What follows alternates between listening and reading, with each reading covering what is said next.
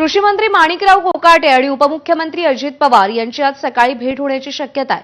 12:30 वाजता कॅबिनेट बैठक होणार आहे आणि त्याआधी अजित पवार आणि माणिकराव कोकाटे यांची भेट होण्याची शक्यता आहे। उपमुख्यमंत्री अजित पवार यांनी कृषी मंत्री माणिकराव कोकाटे यांचा राजीनामा न घेतल्यास शेतकऱ्यांना सोबत घेऊन छावा संघटनेच्या वतीनं राज्यभर आंदोलन करण्याचा इशारा छावा संघटनेचे प्रदेशाध्यक्ष विजयकुमार घाडगे पाटील यांनी दिला होता।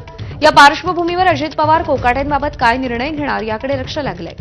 आगामी स्थानिक स्वराज्य संस्थांच्या निवडणुकीत शेतकऱ्यांचा विरोध पक्षाला परवडणारा नाही असं पक्षातल्या काही नेत्यांचं म्हणणं आहे आणि त्यामुळे अजित पवार काय निर्णय घेतात हे पाहावं लागेल।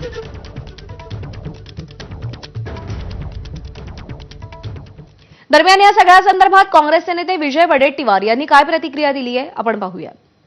अशा कलंकित मंत्र्यांना ज्यांच्यावर गंभीर स्वरूपाचे आरोप आहेत तात्काळ काढून घेतलं पाहिजे आणि त्यांच्यावर वाटल्यास नाही तर मग असं करा, काढायचं नसेल तर गोमूत्र त्यांच्यावर शिंपडून टाका म्हणजे शुद्ध होतील आणि शुद्ध देशी गाईचं गोमूत्र शिंपायला काही अडचण नाही। श्रावण मास सुरू आहे आणि दर सोमवारी त्यांचा अभिषेक करा, अभिषेक करून व्यवस्थित त्यांना महादेवाच्या पुढे बसवा, शंकराच्या पिंडीपुढे आणि त्यांना शुद्ध करून घ्या म्हणजे मग पुन्हा लोकांना सांगता येईल की आम्ही यांना शुद्ध करून घेतलेलं आहे।